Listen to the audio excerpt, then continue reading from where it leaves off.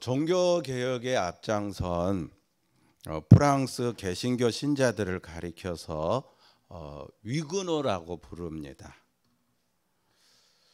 이들은 1562년부터 1598년 개신교인들에게 신앙의 자유를 선언한 낭트 칙령이 발표될까지 36년간 카톨릭으로부터 극심한 박해를 받았습니다. 대표적인 사건이 성 바돌로메 축일 학살 사건인데요. 가톨릭 교도들이 가톨릭 절기인 성 바돌로메 축일을 시작으로 개신교 성도들인 위그노들을 닥치는 대로 약탈하고 방화하고 학살했습니다. 파리에서 시작해 프랑스 전역으로 확산되었어요. 이때 학살당한 위그노들이 3,000명이 넘었습니다.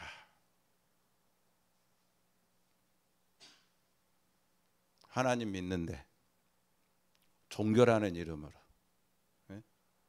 가톨릭 교도들이 개신교인들을 3,000명을 죽인 거예요.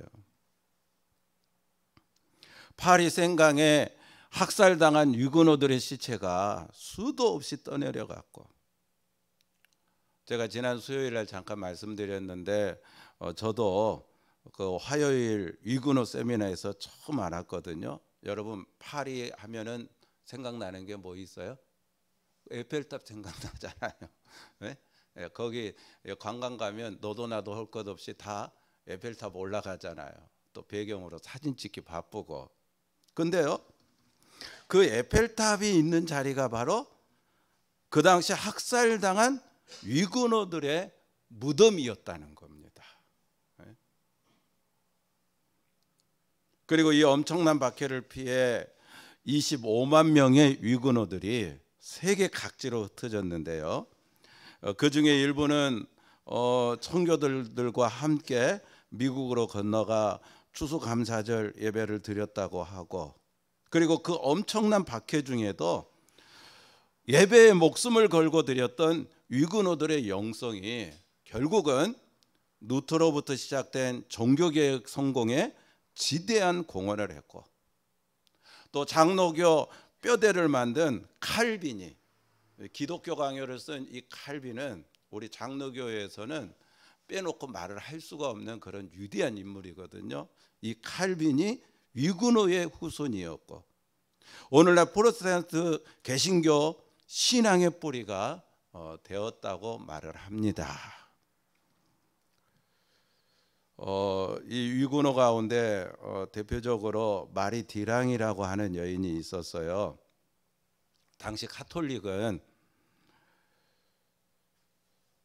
그 개신교인들을 향해서 다시 카톨릭으로 개종해라, 개종할 것을 아주 강력하게 요청을 했고, 근데 이제 개종을 거부한 개신교인들을 뭐 갖은 방법으로 핍박하고 박해를 했는데, 자 그때 개종을 거부한 위그노 여성들만 가두는 감옥을 운영했다고 그래요. 여성들만 가두는 그런 감옥을. 근데 이 마리 디랑이라고 하는 위그노 여인은 19살의 꽃다운 나이에 감옥에 갇혀서 무려 38년 동안 카톨릭의 집요한 개종 요구를 거부하며 살아서 순교한 인물로 유명합니다. 그녀는 그 이제 우물 한 켠에 자기의 그 머리핀으로 프랑스 말로 네지스테, 이 말은 뭐 우리말로 하면은 한번 따라해 볼까요? 저항하라. 이 네지스테라고 하는 말을 새겼다는 거예요. 이 감옥에 갇힌 수많은 위그노 여성들이요, 우리 네지스테 저항합시다. 비진리에 저항하고 양심의 자유를 지키기 위해 저항하고 복음을 위해 저항하고, 그래서 본인과 함께 감옥에 갇힌 수많은 위그노들이 개신교 신앙의 진리인 오직 말씀, 오직 믿음, 오직 은혜, 오직 하나님께 영광을 지킬 수 있었다고 그래요. 사랑하는 우리 무지개 가족 여러분, 마리디랑을 포함한 모든 유고노들이야말로 세상을 변화시킨 하나님의 소명자인 줄로 믿습니다. 자, 이번 주간은 우리가 그동안 생명의 공동체를 세우는 사순절 캠페인을 진행했잖아요. 혹시 기억납니까? 어떤 캠페인을 진행했는지? 그동안 6주 동안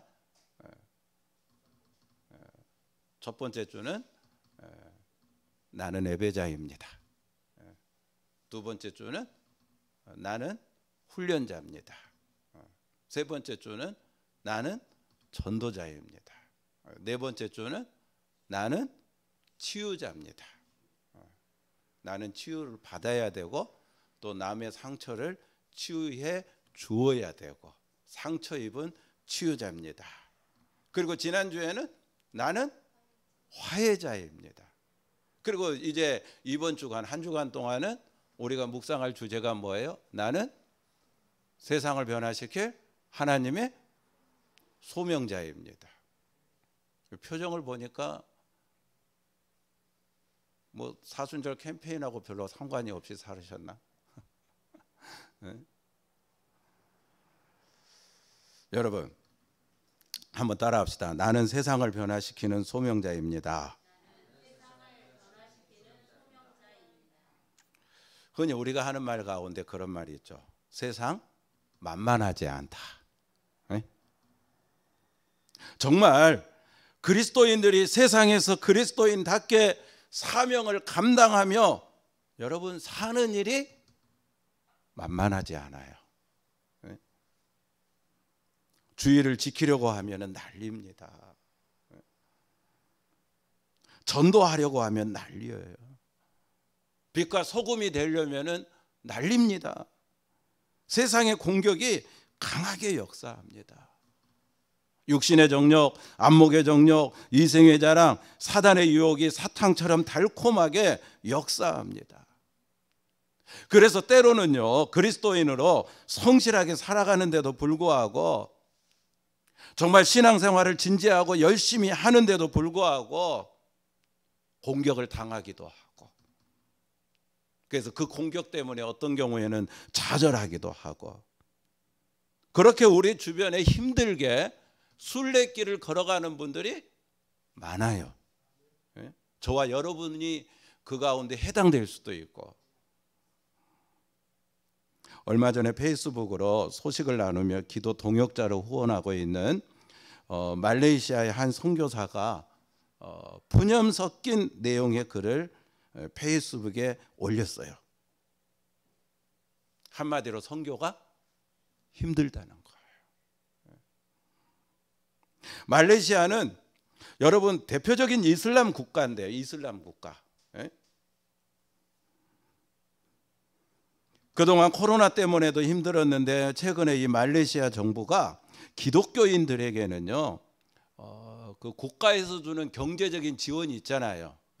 이 경제적인 생활 지원을 줄여서 말레이시아 사람들이 교회에 오는 것도 힘들어지고, 또 기독교 신앙을 갖고 이슬람권인 말레이시아에서 사는 것도 더욱 힘들어져. 정말 선교하기가 어렵다는 거예요. 선교 환경이 갈수록 어렵다는 거예요.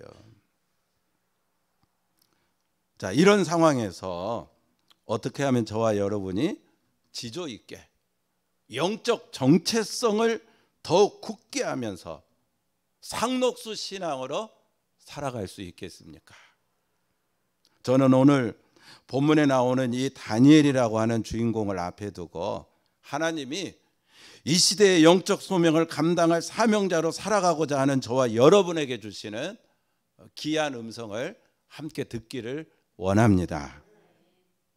자, 다니엘은 여러분 10대 시절에 티네이저, 그러니까 어린 시절이에요. 10대니까 10대 시절에 조국 이스라엘이 멸망하고 머나먼 바벨론까지 포로로 잡혀 고생합니다. 한순간에 장래가 촉망받던 귀족 집안의 아들이었는데 조국이 멸망하면서 마치 예기치 않은 파도에 난파당한 배처럼 다니엘의 인생 또한 송두리째 난파당하고 말았습니다. 아마도 어린 다니엘은 자기 눈앞에 펼쳐진 조국의 멸망과 잿더미가 된 예루살렘 성전을 바라보면서 이제 내 인생도 끝났다고 생각했을 겁니다. 내가 뭘 할 수 있겠는가? 이런 말도 안 되는 비극 가운데서 내가 할 수 있는 게 뭐가 있겠는가? 내 의지와 상관없이 일어난 일이었기에 다니엘은 수도 없이 자기 자신에게 질문을 던지며 괴로워했을 것 같아요. 대부분의 사람들은요, 이런 상황에서 잘하는 거 있죠. 절망합니다. 자포자기합니다.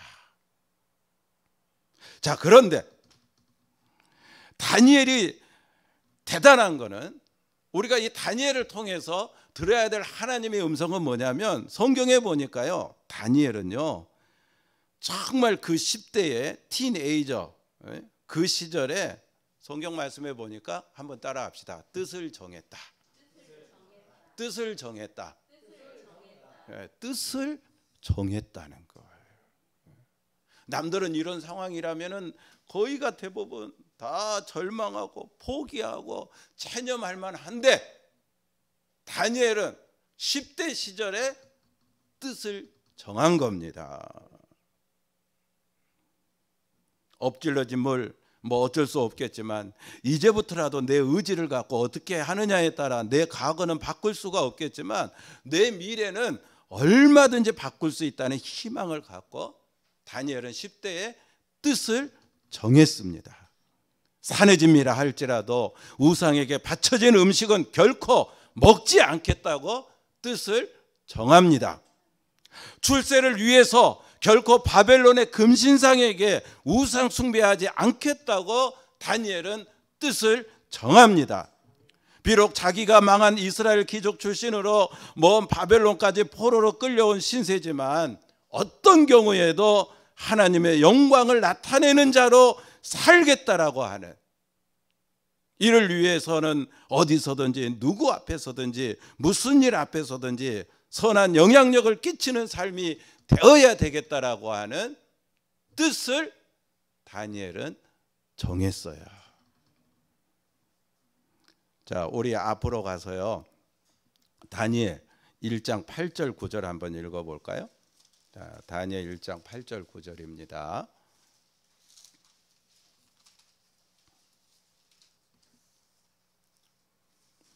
자, 다니엘 1장 8절 9절. 자, 찾았으면 다 같이 읽겠습니다. 시작. 다니엘은 뜻을 정하여 왕의 음식과 그가 마시는 포도주로 자기를 더럽히지 아니하리라 하고 자기를 더럽히지 아니하도록 환관장에게 구하니 하나님이 다니엘로 하여금 환관장에게 은혜와 긍휼을 얻게 하신지라. 자, 따라합시다. 뜻을 정하면 하나님이 역사하신다. 저와 여러분이 뭐 하면? 우리가 믿는 하나님이 어떻게 하신다고요?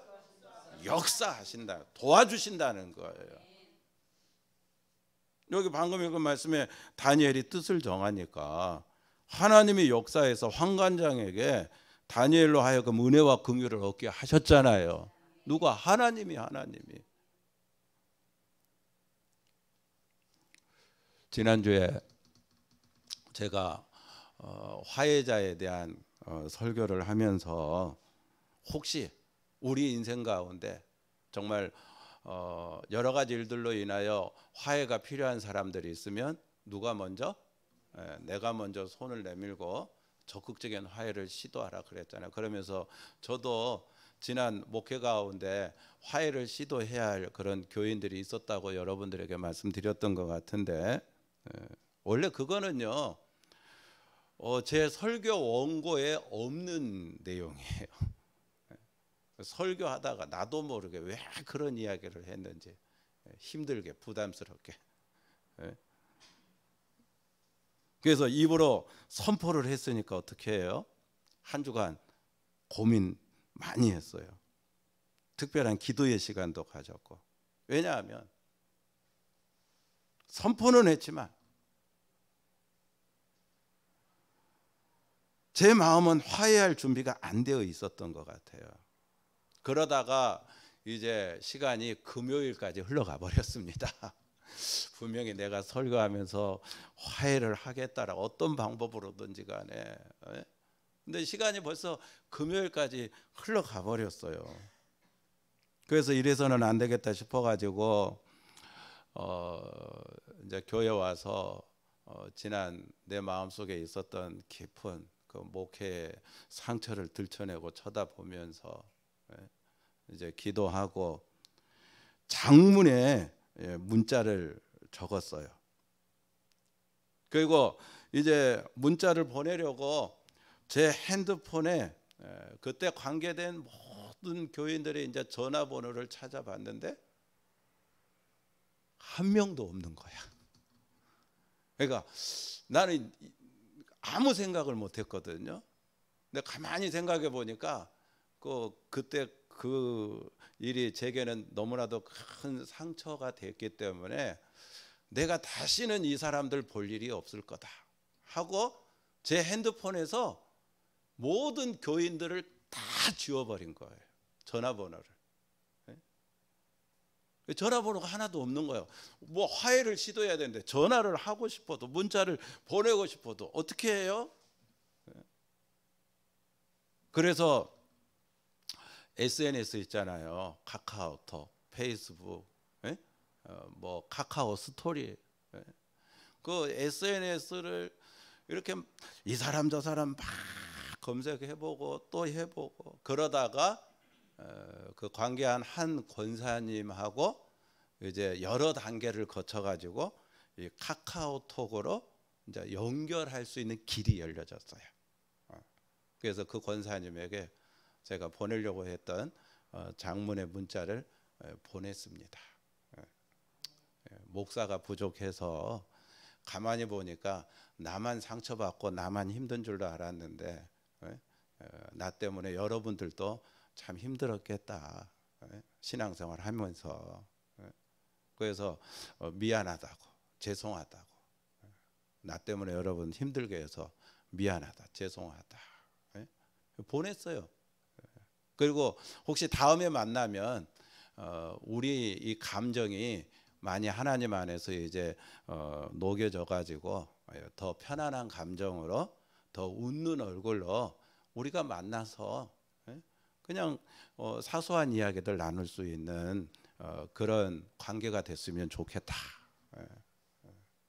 그러니까 얼마 후에 전화가 왔어요. 그 권사님으로부터 전화가 왔어. 목사님, 이제 그 자기들끼리 이제 같은 교회에 이렇게 나가면서 그 뭐냐 이제 다 이렇게 관계가 이루어져 있는 거예요. 자기들끼리는. 그래서 자기들끼리도 이렇게 만나서 이야기하면서 목사님하고 사모님 이제 그런 이야기를 종종 한다는 거예요. 궁금하기도 하고 그러냐. 그러면서 이제 또 하는 말이 목사님 참 죄송합니다. 그때 자기들이 조금만 더 신중하게 생각하고 판단하고 결정했더라면은 이런 일이 없었을 건데 너무 성급하게 결정했다. 죄송하다고 그렇게 말씀을 하시더라고요. 그래서 뭐 이런저런 이야기 한참 나누다가 그리고 내가 권사님 참 죄송하지만 내 핸드폰에서 그 관계된 분 전화번호를 검색해 보니까 내 핸드폰에 하나도 남아 있는 게 없다. 미안하지만. 그래서 권사님 오늘 요 주일에 그분들 다 만나면 내가 이 보낸 문자를 좀 다 소개해주고 내 마음을 잘 전해줬으면 좋겠다. 그리고 이제 전화를 끝냈거든요. 그러고 나니까 참 이 눈물이 나더라고요, 괜히. 그러나 저는 믿습니다. 제가 화해의 뜻을 정해 실천했을 때 하나님은 영광을 받으시고 역사하실 줄로 믿습니다. 자, 계속해서 1장 14절에서 15절 읽어볼까요? 14절에서 15절입니다. 자, 읽어보겠습니다. 말씀을. 시작. 그가 그들의 말을 따라 열흘 동안 시험하더니 열흘 후에 그들의 얼굴이 더욱 아름답고 살이 더욱 윤택하여 왕의 음식을 먹는 다른 소년들보다 더 좋아 보인지라. 여러분, 다니엘과 세 친구가 뜻을 정했어요.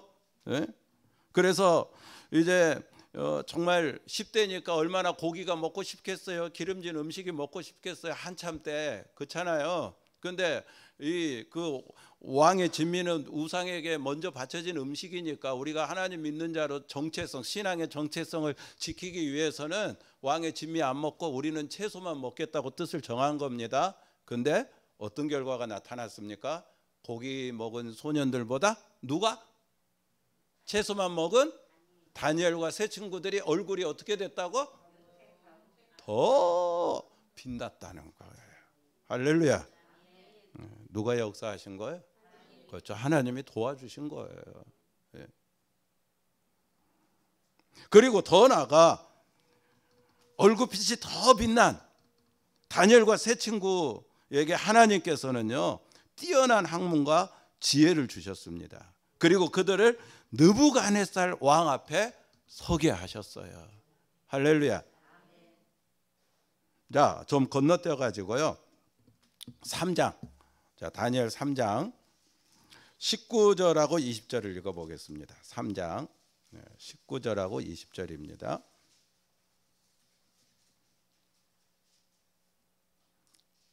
자, 읽어볼까요? 19절 20절 시작.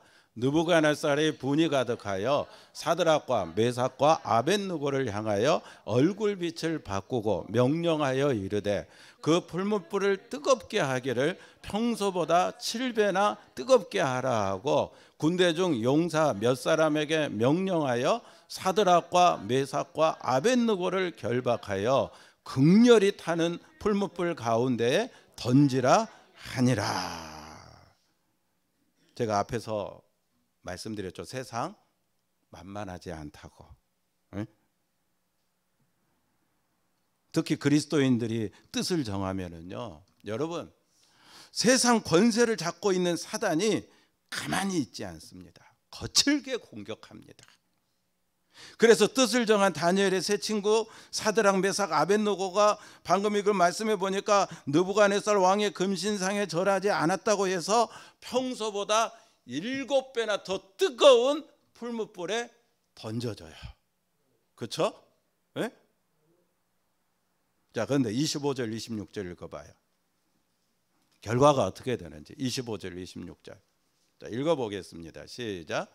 왕이 또 말하여 이르되 내가 보니 결박되지 아니한 네 사람이 불 가운데로 다니는데 상하지도 아니하였고 그 넷째의 모양은 신들의 아들과 같도다 하고 느부갓네살이 맹렬히 타는 풀무불 악이 가까이 가서 불러 이르되 지극히 높으신 하나님의 종 사드락, 메삭, 아벳느고야 나와서 이리로 오라 하매 사드락과 메삭과 아벳느고가 불 가운데서 나온지라. 놀라운 역사가 일어났어요. 7배나 더 뜨거운 풀무불에 집어던져졌는데 여러분, 머리털 하나, 옷빛 하나 상하지 않았습니다. 불탄 냄새 하나 없이 그대로 나오는 거예요. 느부갓네살 왕이 자세히 보니까 불 속에 뭐가 있었다고요? 신의 아들 같은 모습의 한 사람이 더 있는 겁니다. 자, 대답해 봐요. 누굴까요? 누굴까요? 그렇죠? 예수 그리스도입니다. 뜻을 정하면 하나님이 역사합니다. 주님이 동행하십니다. 성령님이 합력하여 선한 결과를 이루십니다. 우리 사랑하는 무지개 가족 여러분, 다니엘은 충분히 절망하고 잡게 할 수 있는 상황에서 뜻을 정하여 하나님의 선한 영향력을 나타내는 삶을 삶으로 결국 다리오 왕의 인정을 받아 전국을 다스리는 최고의 총리가 되었습니다. 그러면 대체 다니엘을 따라다녔던 삶의 원리가 뭐였길래 다니엘은 그런 상황에서도 뜻을 정하고 그런 상황에서도 절망하지 않고 결국은 승리해서 이렇게 하나님께 큰 영광을 돌리는 정말 위대한 신앙의 인물이 될 수 있었을까?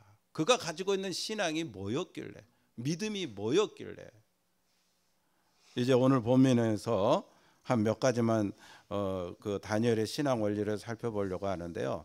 첫 번째는 한번 따라합시다. 다니엘은 현실 도피가 아니라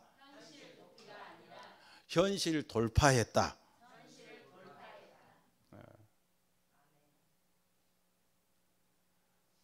우린 다 하나님 믿잖아요. 근데 하나님 믿는 성도들도 내 눈앞에 보이는 현실이 딱 이렇게 다가오면은 순간적으로 나도 모르게 우리가 그 현실로부터 도피하는 경우가 많아요. 만약에 다니엘도 현실 도피를 택했다라면은 왕의 진미를 먹었겠죠. 왕의 금신상에게 절했겠죠.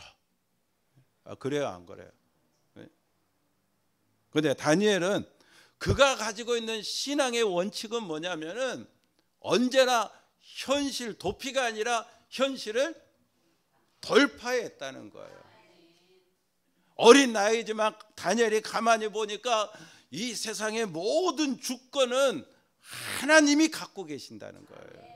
그 믿음이 다니엘에게는 확실했다는 거죠. 여러분, 우리 기독교는요, 잘 들어요. 불교처럼 산으로 들어가는 종교가 아니에요. 우리 기독교는 산에서 세상 속으로 이렇게 나오는 종교가 우리 기독교입니다.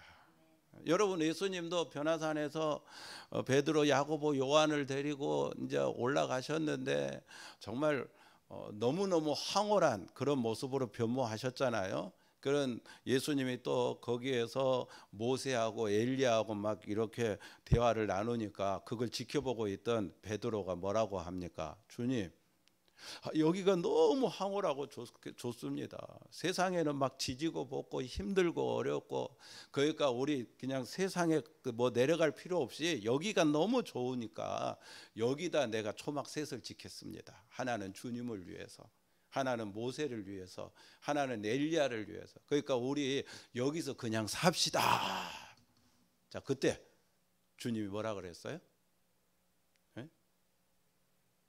뭐라고 했는지 몰라요? 주님이 이렇게 말씀했어요. 야, 베드로야, 소는 누가 키우냐 그러면? 우리가 다 여기가 좋다고 다 산꼭대기에 여기 머물러 여기서 살면은 소는 누가 키워요? 사명은 누가 감당해요?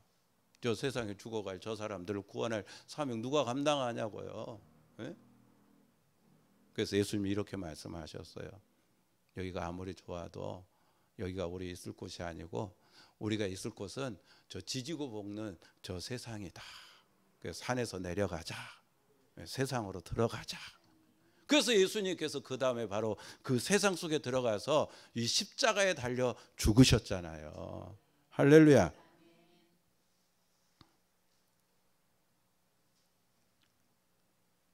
그렇습니다.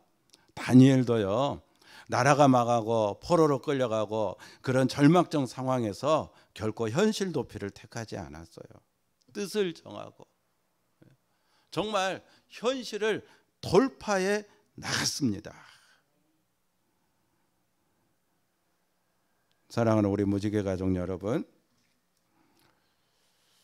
오늘 본문에도 보면 조서의 내용이 이제부터 30일 동안 누구든지 왕의 어떤 신에게나 어떤 사람에게 무릎을 꿇으면 사자굴에 넣어 죽이겠다라고 하는 조서 아닙니까? 그런데 다니엘은 이 조서의 왕의 도장이 찍혀 결코 바꿀 수 없다는 걸 알면서도 전에 하던 대로 예루살렘을 향하여 하루에 3번씩 기도했습니다.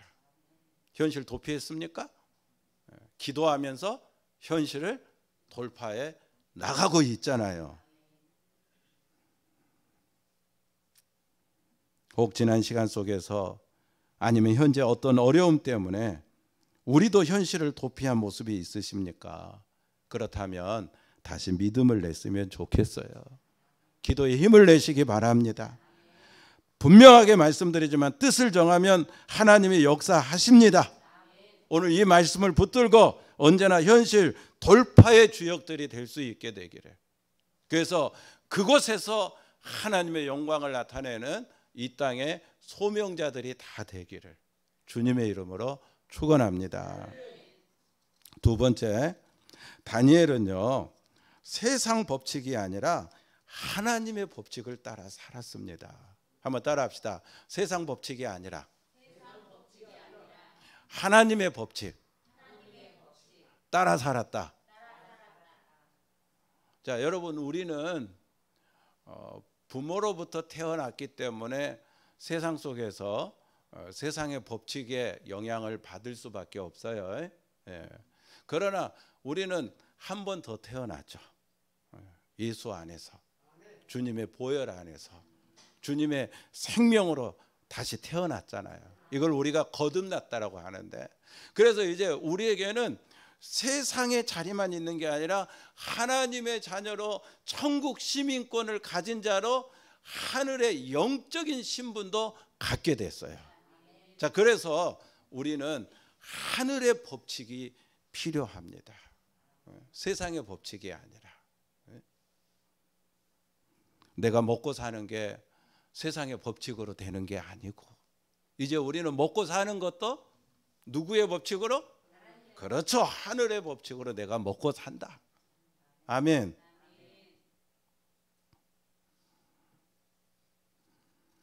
여러분, 사도 바울 봐봐요. 사도 바울은 당대의 최고 사람이었습니다. 8일 만에 할례 받고 바리새인이고 가말리알의 문화생이고 율법에 정통한 자고 베냐민 집하고 로마의 시민권을 가진 자고, 그러니까 얼마든지 사도 바울은 맘만 먹으면 세상에서 출세할 길이 보장된 사람인 거거든요. 그런데 다메섹 도상에서 부활의 주님을 만난 후 거듭났잖아요. 땅에 살았지만은 하늘의 시민권을 가진 자가 됐잖아요. 그래서 사도 바울은 이제 세상의 법칙으로 살려고 하지 않고 하늘의 법칙으로 살려고 했어요. 그게 성경 말씀이 어디에 나오느냐면, 그래서 사도 바울이 이렇게 고백한 게 있는데, 내 주 그리스도 예수를 아는 지식이 가장 고상하기 때문에 세상의 모든 것을 다 배설물로 여기노라. 세상의 모든 것, 내가 그동안 그토록 추구하려고 힘썼던 세상의 모든 것들, 내 주 예수 그리스도를 아는 그 지식이 가장 고상함으로 이제는 그 모든 것 다 뭘로 여긴다? 배설물로 여긴다. 그리고 여러분 잘 아는 대로 사도 바울은요 3차에 걸쳐 전도 여행을 완성하고 복음을 땅끝 로마까지 전파해 복음이 진짜 땅끝까지 전파할 계기를 만들고 신약 성경의 절반을 기록해 예수님의 십자가와 부활의 이 정말 놀라운 역사를 교리적으로 완성해서 기독교가 세계 종교로 나갈 수 있게 한 줄로 믿습니다. 이 하늘의 법칙을 붙들므로.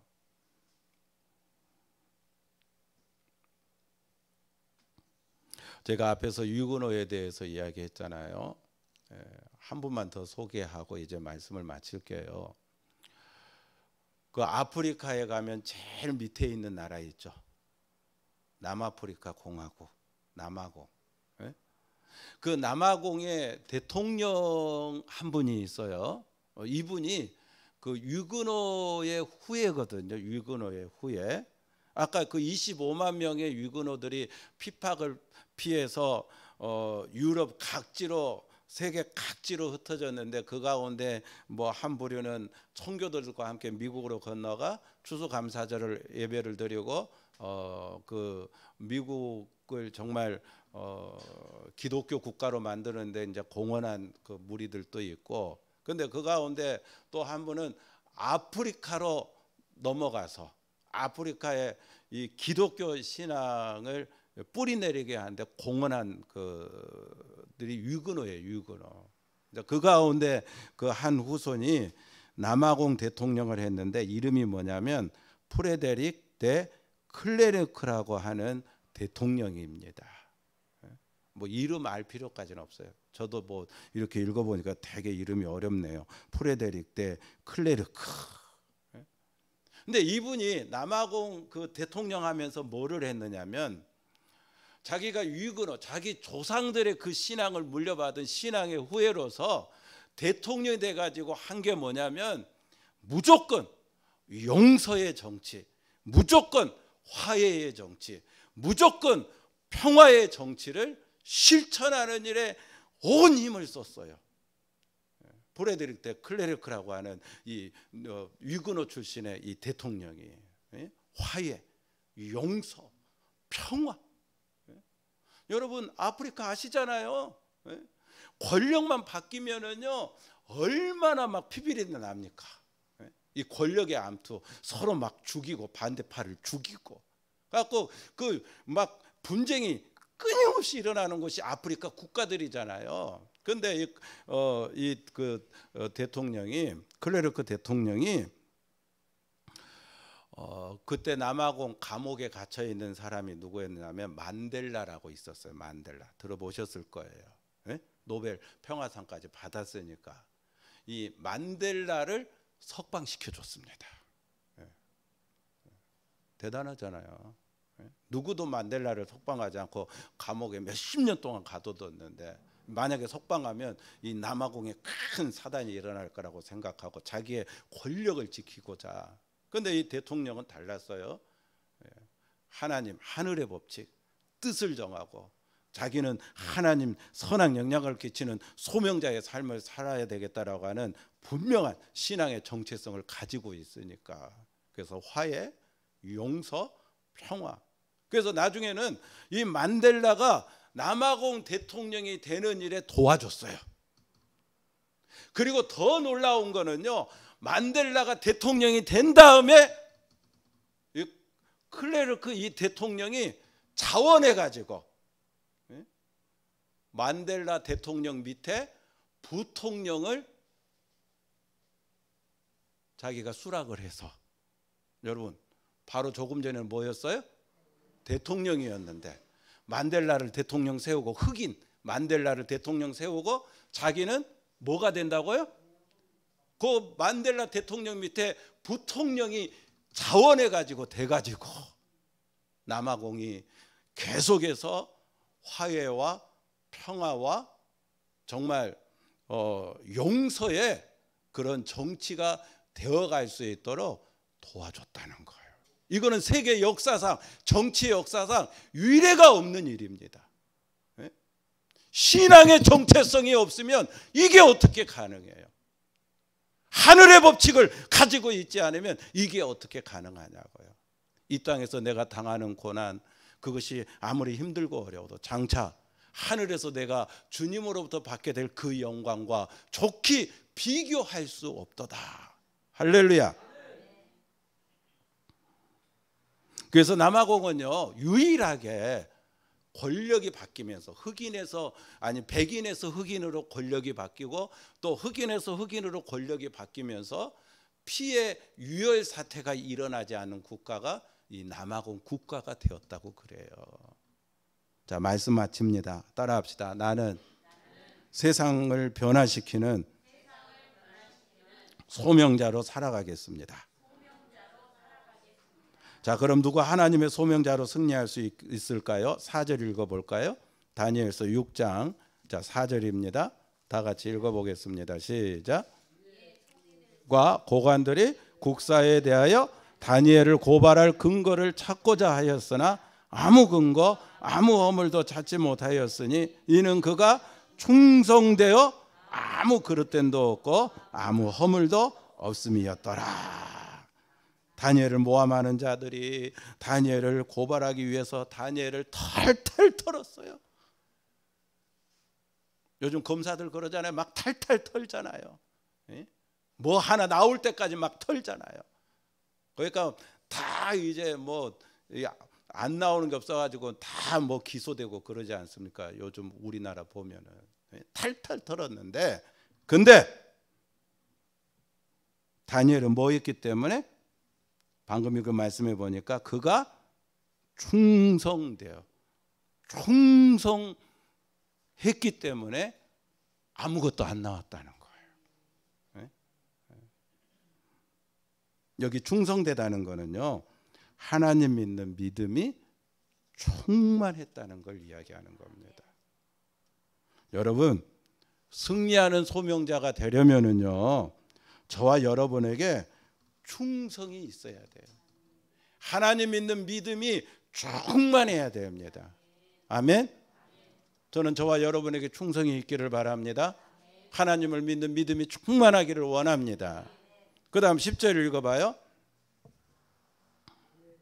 야, 시작. 다니엘이 이 조서의 왕의 도장이 찍힌 것을 알고도 자기 집에 돌아가서는 윗방에 올라가 예루살렘으로 향한 창문을 열고 전에 하던 대로 하루 3번씩 무릎을 꿇고 기도하며 그의 하나님께 감사하였더라. 여러분, 우리가 세상을 변화시키는 소명자로 살아가려면은요, 거친 도전이 다가오는데 그걸 이겨낼 수 있는 영성은 뭐냐? 방금 말씀해 보니까 다니엘이 하루에 3번 뭐 했다고요? 예루살렘 성전을 향하여 기도했다고 말씀하고 있어요. 그래요, 기도의 영성입니다. 기도의 영성이 뒷받침되지 않고서는 만만하지 않는 이 세상에서 우리가 빛과 소금의 직분을 감당하며 하나님의 소명자로 살아가기가 어렵습니다. 저와 여러분에게 이 기도의 영성이 있기를 바랍니다. 그 다음에 26절 27절 마지막으로 이제 읽어봅시다. 시작. 26절 27절 다 같이 시작. 내가 이제 조서를 내리노라. 내 나라 관할 아래에 있는 사람들은 다 다니엘의 하나님 앞에서 떨며 두려워할지니 그는 살아계시는 하나님이시요 영원히 변하지 않으실 이시며 그의 나라는 멸망하지 아니할 것이요 그의 권세는 무궁할 것이며 그는 구원도 하시며 건져내기도 하시며 하늘에서든지 땅에서든지 이적과 기사를 행하시는 이로서 다니엘을 구원하여 사자의 입에서 벗어나게 하셨음이라 하였더라. 누구 입에서 나온 거예요? 에? 이방인 다리오 왕의 입에서 나온 고백입니다. 누가? 다니엘이 뜻을 정하여 하나님의 소명자로 선한 영향력을 끼치는 삶을 그 어려운 현실 속에서도 현실 도피하지 않고 하늘의 법칙을 붙들고 돌파해 나가니까 결국 여러분 말씀 봐요. 사람이 반응하잖아요. 다리오 왕의 입에서 다니엘의 하나님은 두려운 하나님이시니 다니엘의 하나님은 살아계시는 하나님이니 너희가 이제부터는 이 다니엘의 하나님을 두려워하면서 살아야 된다. 왕의 입에서, 이방인 왕의 입에서 그런 고백이 나오잖아요. 여러분, 이런 고백이 나올 정도라면 다니엘의 시대의 세상이 변했을까요? 안 변했을까요? 그렇죠. 변화가 일어난 거죠. 다니엘을 통해서. 다니엘처럼 기도의 영성을 갖고 나아갈 때 하나님이 역사하시고 세상이 반응하여 저와 여러분이 소명자로 서 있는 그 자리에 복된 변화가 일어나게 되기를 주님의 이름으로 축원합니다. 축원합니다.